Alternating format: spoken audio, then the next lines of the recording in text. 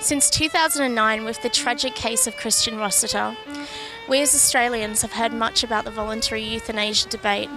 The comprehensive 33-page voluntary euthanasia bill will be presented to Parliament next year in a hope to bring about legal voluntary euthanasia. 86% of the Perth metropolitan area support voluntary euthanasia. Legislation has been introduced in a number of states by different people from different political parties. So it's not tied to politics, it's actually tied to conscience. I think that people should have the right to choose whether they want to die in certain situations. I think it's up to the individual on what they believe. I don't really hold a specific opinion on it. I just think it's depending on the circumstance. Yeah, I think people who've never had any suffering, I think they're the ones who'll say, oh no, definitely not. But I think if you put those same people through great sufferings that some people have gone through, I think they may change their minds. The main reason for legalising voluntary euthanasia is to legitimise what is currently happening illegally, and that is that people are, and there's a case of it at the present time where Bernie Erickson helped his wife and then tried to commit suicide and tried by electrocuting himself and burnt his fingers off.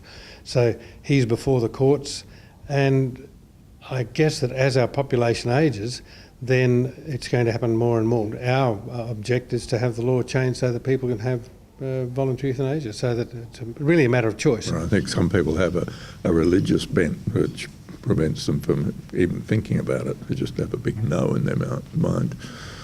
And they think they have to die as God wished them to die or something or other, and in pain and agony no matter how long it takes, 2 weeks or 2 years.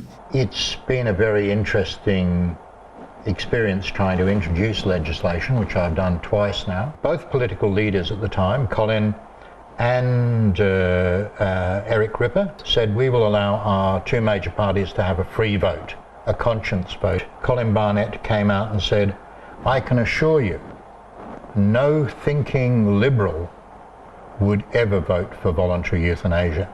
I'm afraid that what we saw in the result was not necessarily that of conscience, but of fear of upsetting people with significant influence. In the general population, those against voluntary euthanasia are a very small minority. We know that it's only 15 or 20% of the population probably, but they're a very powerful group. You know, Right to Life is the churches. Generally it's the Catholic Church that is the major against it. And we just think that it's really a no-brainer that a person should have the right, if they're in pain and agony at the end of their life, that they should have the right to say, well, I want the needle.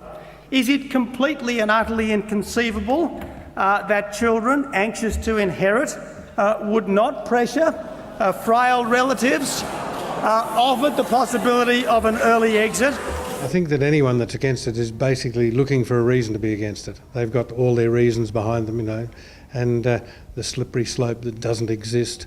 They believe that, you know, once we start putting people down, that they'll be killing their granny and that sort of thing. Well, that's nonsense. Just there's no evidence anywhere in the world to suggest that that has happened. In fact, it's evidence to the contrary. Yeah, there's never going to be very many people that are going to use this. Most people want the option, but very few people will ever take it. That's why, I mean, most people, when asked, you know, say yes, they want this option. Watch the legislation closely, and if it starts to slip, as they say, change it. I mean, it's not locked in concrete. I think that if you want to suffer unnecessarily, you know, the concept of redemptive suffering, fine. If that's your bag, well then go for it. But not everybody is into redemptive suffering. They would rather be in a situation where they can say goodbye to their family and that sort of thing, and then just go peacefully. And that's basically what we're looking for, a peaceful death. And it's really a matter of accepting the fact that we're going to die, and we want to have some part in that, to make sure that we have control over ourselves at the end of our lives, you know.